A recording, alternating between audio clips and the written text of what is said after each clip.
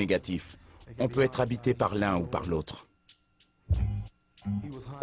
Il était habité par un esprit malin qu'il essayait d'expulser et par un esprit positif qu'il exprimait largement.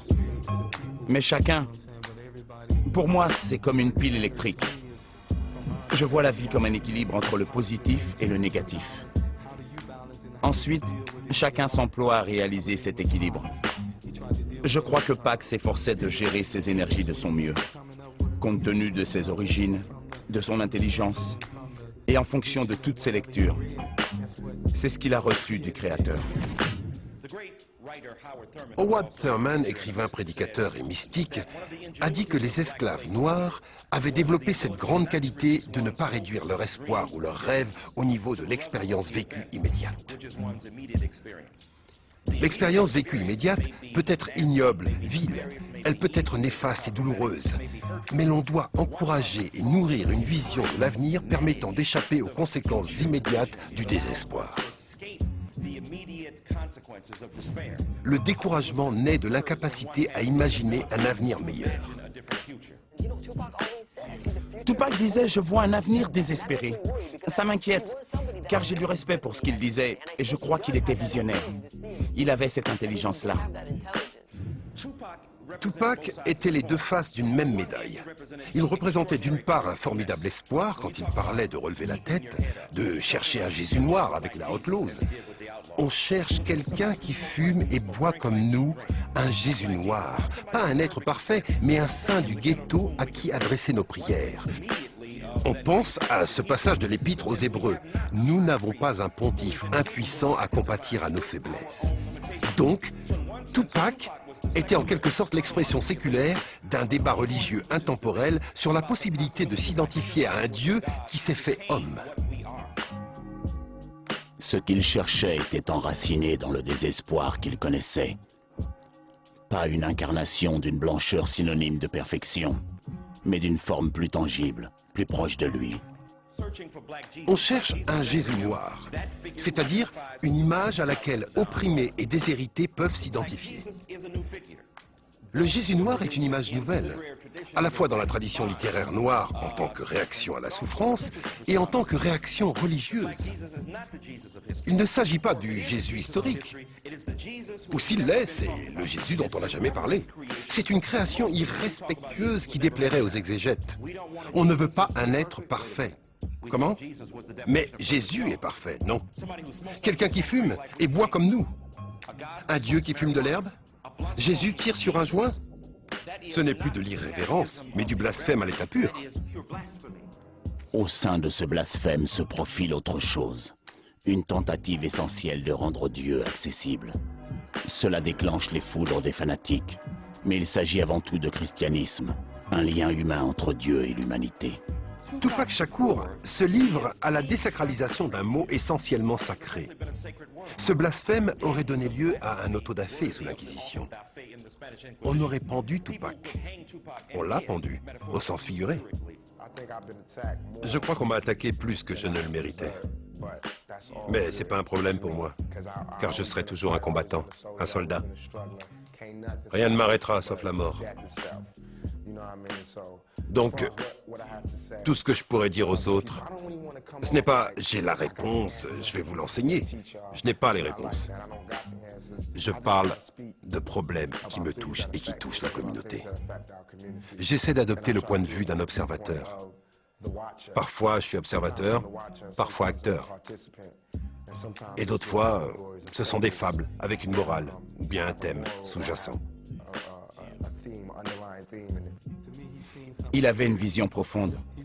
Il savait interpréter ses rêves et imaginer sa vie.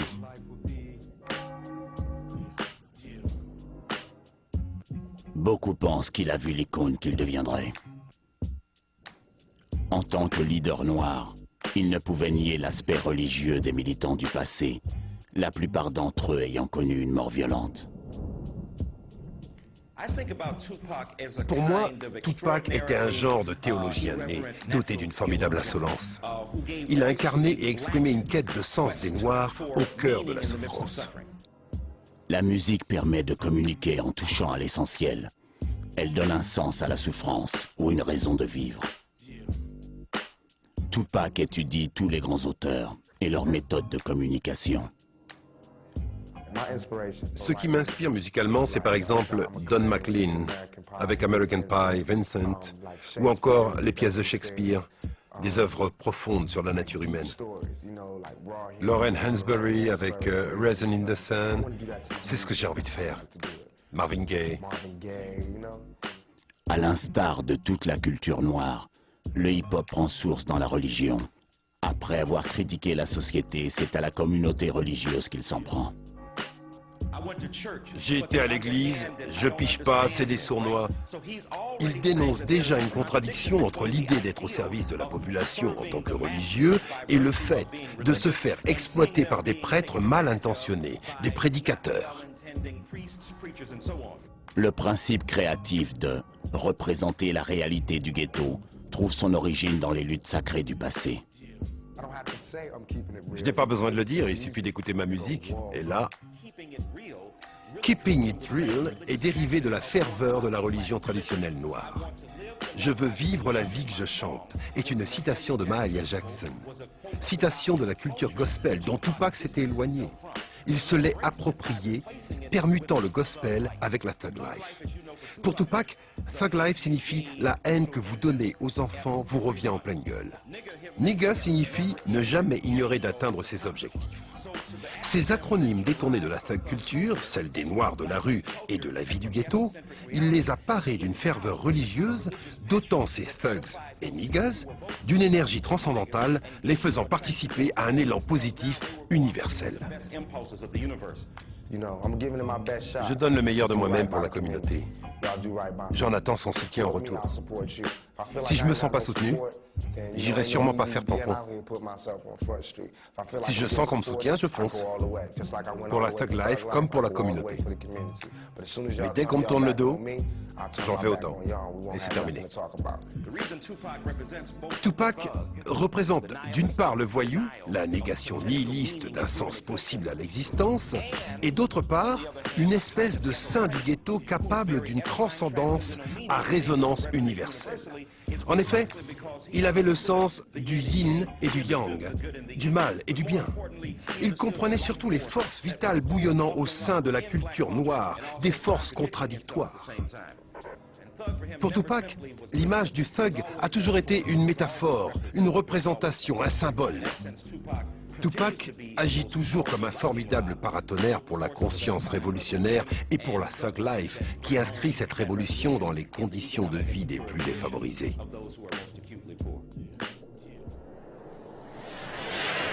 Un saint du ghetto. On évalue quelqu'un sur ses actes du début à la fin. Ne prenez pas un bout de ma vie ou une seule chanson pour me définir. C'est la dernière chose à faire.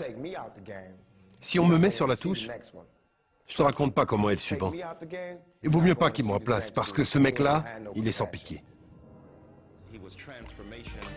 Il se transformait en permanence, modifiant son identité, changeant les pièces du puzzle de la condition d'être humain. Il menait une quête permanente du sens de l'humanité, en prise avec cette réalité chaotique. Que sa vie ait été décryptable avant sa mort, comme pour toute icône, j'en doute fort. À présent, pour la décrypter, il suffit de voir l'impact qu'il a eu et qu'il a toujours dans le monde entier. À Amsterdam, les gens font la queue pour acheter son album. Regardez sur Internet, il y a tout. Consultez tous ces sites, vous verrez combien on parle de lui. Vous verrez le nombre de visites sur les sites consacrés à Tupac sur un plan international. S'il peut être consommé à un niveau mondial, ce n'est pas dû au capitalisme tentaculaire des USA. On s'est intéressé à Tupac partout dans le monde, justement parce qu'il était à la recherche d'une voie royale pour exprimer l'humanité au cœur de l'adversité. Il a vraiment eu une influence positive sur certaines personnes. Ça se voyait, il irradiait. Et ça continue, rien n'a changé. Il allie le plaisir d'essence à la vertu. Dans l'un comme dans l'autre, il montre la même honnêteté, jusque dans l'échec. Cette recherche d'authenticité, son esprit, ont été perçus dans le monde entier. Les gens ont ressenti son amour, l'émotion dans ses rimes. Ils s'y sont identifiés. C'est comme pour Martin Luther King. King avait dit « Même si je ne suis plus là, on y arrivera ». Pac disait « On y arrivera coûte que coûte ». Même si je ne suis plus là, que je suis dans un cercueil, on y arrivera coûte que coûte. Pour moi, c'est un leader mondial. Et maintenant qu'il n'est plus là, les gens vont finir par se rendre compte qu'il a effectivement un rôle de leader. Et ils verront que ses textes, l'œuvre qu'il a laissée, accompliront sa tâche. L'amour-propre fait souvent barrage. Tous les grands leaders ont vu leur œuvre reconnue après leur mort. Mais avec 60 millions de disques vendus, on a une idée de la portée de sa voix. Bien qu'il soit mort jeune, son œuvre, ses pensées, ses idées sont toujours là. Il nous a laissé une œuvre phénoménalement variée. Tout le monde peut se retrouver dans Tupac. C'est là son génie et le danger. Tout être humain peut s'identifier à lui et se projeter dans son œuvre. Le danger réside dans le fait que ces violentes contradictions peuvent illustrer un propos que Tupac ne tenait pas.